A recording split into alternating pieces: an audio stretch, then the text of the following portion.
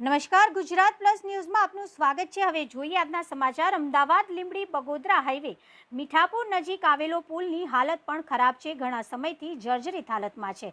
ઘણા સમયથી આ જ પરિસ્થિતિ છે। રાત્રિના સમયે કલાકો સુધી ટ્રાફિક જામ થઈ રહ્યા છે। અત્યારે જે ઓવરબ્રિજ પરિસ્થિતિ છે તે પણ કોઈ મોટી ઘટનાને સંકેતો આપી રહી છે। તંત્ર દ્વારા કોઈ પણ વહેલાસર પગલાં લેવામાં આવે। આ 2 કિલોમીટરનો ઓવરબ્રિજ પર વાહન ચાલકો માટે મુસીબતનો બ્રિજ બની ગયો છે। બગોદરા ટોલ નાકાથી લઈને મીઠાપુરના પાટિયા સુધી ધૂળની ડમરીઓ જોવા મળે છે।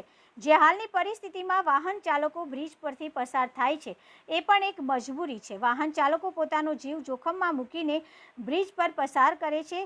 જોવાનું એ રહ્યું કે કોઈ મોટી ઘટના સર્જાય તે પહેલાં સરકાર આ બ્રિજને બંધ કરી નવા બ્રિજનું કામ સરકાર દ્વારા ઝડપથી પૂર્ણ કરવામાં આવે છે।